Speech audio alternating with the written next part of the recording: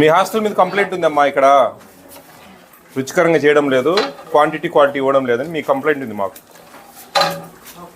Paper ఏది చూపి ఇడిదే చెప్తా నేను ఏముంది. చల్లపల్లి ఎస్సీ బాలికల గురుకుల పాఠశాలలో ఫుడ్ సరిగా ఉండడం లేదు సార్, కుకింగ్ కూడా రావడం లేదు. కృష్ణా జిల్లా చల్లపల్లి నారాయణరావు నగర్ కాలనీలో డాక్టర్ అంబేద్కర్ బాలికల గురుకుల పాఠశాల ఇది. అక్కడ చదువుతున్న పిల్లలకు చెబుతున్న మాట సార్, వీడియోస్కి లోపలికి ఎవరిని ఫోన్లు కూడా ఎంటర్ చేయనివ్వరు. వంట ఏమాత్రం బాగుండడం లేదు. దయవించి మీరు ఒకసారి చెకింగ్కి వస్తారని ప్రార్థిస్తున్నాం. చూడండి, ఎక్స్పైర్ డేట్ లీగల్ మెటీరియల్ రమ్మని చెప్పు. ఎక్స్పైర్ డేట్ చెక్ చేయండి అమ్మా. ప్యాకెట్లు సీల్డ్ ప్యాకెట్స్.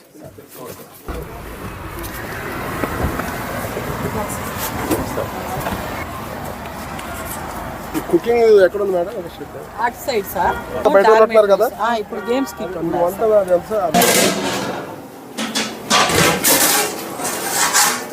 ఏం కూర ఇది? గంటిదమ్మా. గరిట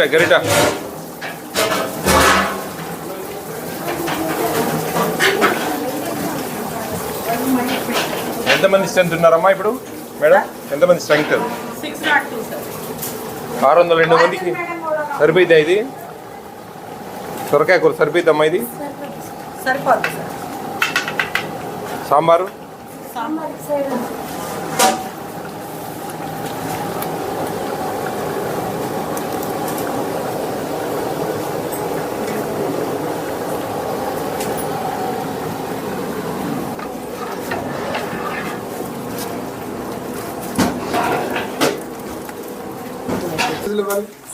కేజీలు 15 కేజీలు.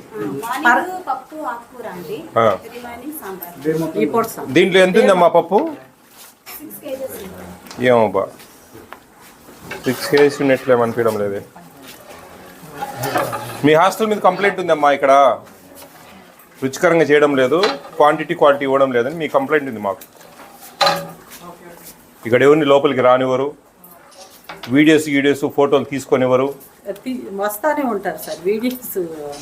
అంటే అలా పేపర్ ఏది చూపి ఇడిదే చెప్తా నేను ఏముంది. ఓపెన్ చేసి చదివి వినిపిస్తా. చల్లపల్లి ఎస్సీ బాలికల గురుకుల పాఠశాలలో ఫుడ్ సరిగా ఉండడం లేదు సార్, కుకింగ్ కూడా రావడం లేదు. కృష్ణా జిల్లా చల్లపల్లి నారాయణరావు నగర్ కాలనీలో డాక్టర్ అంబేద్కర్ బాలికల గురుకుల పాఠశాల ఇది. అక్కడ చదువుతున్న పిల్లలకు చెబుతున్న మాట సార్, వీడియోస్కి లోపలికి ఎవరిని ఫోన్లు కూడా ఎంటర్ చేయనివ్వరు. వంట ఏమాత్రం బాగుండడం లేదు. దయవించి మీరు ఒకసారి చెకింగ్కి వస్తారని ప్రార్థిస్తున్నాం. అది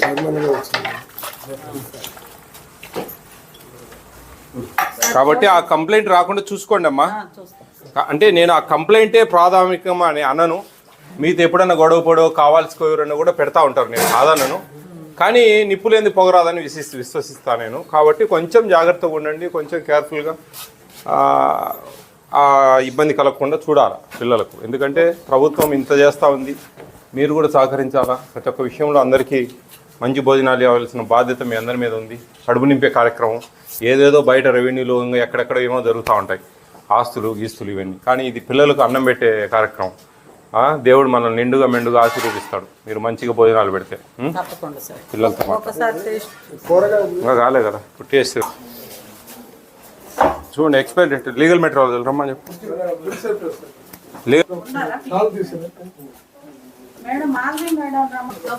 ఎక్స్పైర్ డేట్ చెక్ చేయండి అమ్మా. ప్యాకెట్లు సీల్డ్ ప్యాకెట్స్. ఇది మాన్యువల్ గా రాయకూడదు కదండి. ఇప్పుడు పాత ఎలా తెలుస్తుంది? 10/22 అంటే సార్ అంటే నాట్ ఇది పోకపోతే ఓకే అంటాం సార్. అంటే ఇది మళ్ళీ చెరిపేటట్టు లేకపోతే ఓకే అని చెప్తాం. చూడండి అది ఏం తెలుసు. ఇప్పుడు మార్చి నెలలో 10వ నెలని ఇవ్వచ్చు, అది తినేది కదా. ఇప్పుడు మిగతాది వేరు. ఇది వాళ్ళ హాస్టల్లో పిల్లలకి వాంతులైంది, ఎక్స్పైర్ అయిపోయింది, ఏదో కల్తీ ఆహారం జరిగింది అంటే అప్పుడు అందరూ పరిగెడతాం వల్ల కరెక్ట్గా ఉంది. అది అలా ఎందుకు రాయండి? ఎవరు స్టోరీ బాబా? ఎవరా మేడం? ఎవరు మెయింటైన్ చేస్తారు అది? ఆయిల్ ఏంటి చాలా ప్యాకెట్లు ఉన్నాయట. అది మీ స్టాక్ రిజిస్టర్ ఎక్కడ ఉంది? అది ఆయిల్ ప్యాకెట్లు ఎన్ని ఉన్నాయి ఉందా? రిజిస్టర్ ఉంటుందా? మీరు మెయింటైన్ చేస్తున్నారా? ఇది మనకు గోడౌన్ నుంచి వస్తుంది కాదు. ఇది మన ఇది ఎఫ్యూ షాప్ ఇది MLS పాడించా లేకపోతే మీరు వీళ్ళ పర్చేస్ కంపెనీ టెండర్ ద్వారా జాయింట్ కలెక్టర్ గారు చదివింది సార్. అంటే ఇది ఏమిలే ఇది ఎక్స్పైర్ మీరు ఎక్కువ తెచ్చుకున్నారా ఏం ఎక్కువ ఎక్స్పైర్ అయిన తర్వాత మళ్ళీ బ్యాక్ అవ్వదు కదా మీరు ముందే 16-10-2022 చికెన్ కూడా కొంచెం ఉన్నాయండి 10-20 పిల్లల్ని గ్యాదర్ చేశారు. మైక్ ఉంది అమ్మా, వెళ్దాం. అలా వేరు వేరు వాళ్ళు రావటం లోపలికి. అదేలేండి, నేను రెండు చెప్తున్నా మీకు. మీ మీద ఏదైనా ఉండి కసి ఏదో మీకు మీ మీద గ్రెడ్స్ తో అయినా మాకు పెడతారు, మాకు పెడతారు అనమాట. ఇప్పుడు ఏమైంది, మేము ఇక్కడ పిల్లల్ని అడిగితేనేమో అంతా బాగుంది సార్ అంటారు. అట్లా అనమాట. ఎందుకంటే మీ ముందు ఏం చెప్పరు కదా, అట్లా కూడా ఉంటుంది. మైక్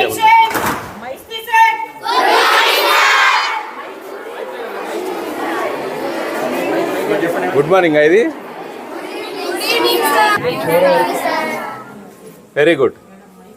నా పేరు Vijay Pratap Reddy, AP state food commission chairman. నేను food commission chairman. Okay sir member Kiran sir, మా deputy director Suresh garu. AP state food commission 2017లో ఏపీలో ఎస్టాబ్లిష్ చేశారు. రెండో చైర్మన్గా నన్ను ప్రభుత్వం నియమించింది. నేను 7 నెలల క్రితం చైర్మన్గా బాధ్యతలు తీసుకున్నా. దాదాపు ఇది 20వ జిల్లా. మీలాంటి పిల్లలు, వేల మంది పిల్లలతో నేను మాట్లాడడం జరిగింది. ఎన్నో కష్ట నష్టాలు విన్నాను, ఎన్నో సుఖాలు విన్నాను. కాబట్టి మీ అందరితో కొంచెం సేపు మాట్లాడాలి. మీ హాస్టల్ మీద నాకు ఫుడ్ కమిషన్కి ఒక కంప్లైంట్ వచ్చింది. ఒక పేరెంట్ ఎవరో ఒక కంప్లైంట్ పెట్టారు, ఫుడ్ సరిగా ఉండడం లేదు, ఇక్కడ పిల్లలు చాలా ఇబ్బందులు ఎదుర్కొంటా ఉన్నారు ఫుడ్ సరిగా లేక అని ఒక పేరెంట్ కంప్లైంట్ పెట్టారు నాకు.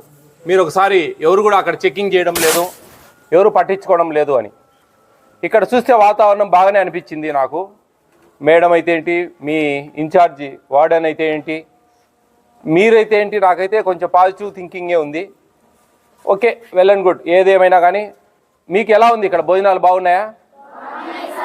మీ టీచర్లు ఉన్నారు కాబట్టి బాగున్నాయి అంటానే ఉంటాం మనం, బాగలేకుండా బాగున్నాయని బాగానే ఉంది అంటాం. మామూలుగా జనరల్గా జరిగేది. వెల్ఫేర్ హాస్టల్స్ అండ్ మధ్యాహ్న భోజన పథకం, జగనన్న గోరుముద్ద అని మధ్యాహ్నం భోజన పథకం ఇస్తున్నారు కదా స్కూల్స్లో, అది ప్లస్ మీ హాస్టల్స్లో ఇచ్చే భోజనాలు ఎలా ఇస్తున్నారు, మంచిగా ఇస్తున్నారా లేదా, మంచిగా రుచికరంగా చేసి పెడుతున్నారా లేదా, పిల్లలు సంతోషంగా ఉన్నారా లేదా, ఏమన్నా లేకుంటే కన్నా అధికారులను అప్రమత్తం చేయడము, మరీ ఇబ్బందిగా ఉంటే చర్యలు తీసుకోవడం, కేసులు పెట్టడము, ఇవన్నీ చేస్తాం. ముఖ్యంగా మీకు చెప్పేది ఏంటంటే, AP state food commission chairman అంటే ఒక సుప్రీంకోర్టు జడ్జి హోదా ఇస్తారు మాకు. 17 ప్రోటోకాల్, ఒక సివిల్ కోర్టు కలిగిన హక్కులు కలిగి ఉంటాం మేము. మాకు ప్రత్యేకమైన కోర్టు ఉంటుంది. మేము అధికారులకు అప్రమత్తం చేస్తాం, ఓకే, కేసులు పెడతాం, ఫైన్లు వేస్తాం, వీళ్ళని సస్పెండ్ చేయండి అని చెప్పి అధికారులను రికమెండ్ చేస్తాం. ఏది ఎక్కువగా తప్పులుంటే, చిన్న చిన్నవి ఉంటే సర్దుకోండి, జాగ్రత్తగా చేయండి అని చెప్పి వాళ్ళను మంచిగా, ఏదైనా చిన్న చిన్న పొరపాట్లు ఉంటే కన్నా అవకాశాలు ఇస్తాం. ఓకే, ఈ విధంగా జరుగుతుందన్నమాట. మీరు సంతోషంగా ఉన్నారు ఇక్కడ? దాదాపు 1000 మంది ఉన్నారండి, అబౌవ్ 600 స్టూడెంట్స్ ఉన్నారు. మీరు ఎంత మంచి అవకాశాలు ఉన్నాయి కదా. ప్రతి రూమ్లో ఫ్యాన్లు ఉన్నాయి మనకు, మంచిగా బాత్రూమ్స్, నీళ్లు అన్నీ బాగున్నాయి. ఇక్కడ నీళ్లు 24 అవర్స్ ఉన్నాయా మీకు బాత్రూమ్స్లో? అన్ని ఫెసిలిటీస్ ఉన్నాయి కదా. భోజనాలు బాగుంటున్నాయా? బాగా సంతోషంగా తింటున్నారా? ఎవ్రీడే ఎగ్ ఇస్తున్నారా? చిక్కీలు, జావా వస్తున్నాయా? రాగి జావా బాగుంటుందా? నెగిటివ్ ఒక్కరు కూడా చెప్పడం లేదు, అన్నీ బాగున్నాయి అన్నారు. వెరీ గుడ్, అదే మంచిది. ఎందుకు చదువుతా ఉన్నారు మీరు? Jobs, very good. ఇంకా నాలెడ్జ్ కోసం, వెరీ గుడ్. ఇంకా ఫ్యూచర్. ఏంటి ఫ్యూచర్ అంటే?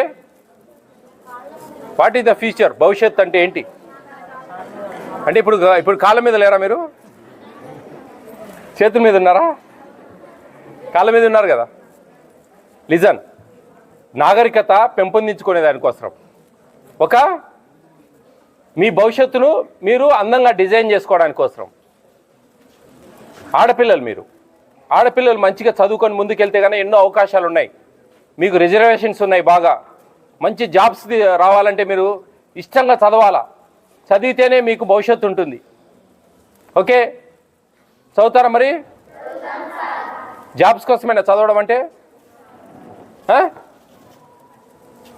ఒక విషయం చెప్పనా మీకు. మీరు ఇంటికి వెళ్ళారు, మీ తల్లికి చదువు రాదు అనుకుందాం. మీరు టీవీ చూస్తూ ఉంటారు, లేకపోతే మొబైల్ ఏదో చూస్తూ ఉంటారు, మీ నాన్న మొబైల్లో. మీ అమ్మ అంటుంది, ఏమమ్మా చదువుకోవచ్చు కదా, ఎప్పుడు ఇదే నా పని నీకు అని. మీ అమ్మకు చదువు రాదు. అప్పుడు మీరు ఏమంటారు తెలుసా మీ అమ్మతో?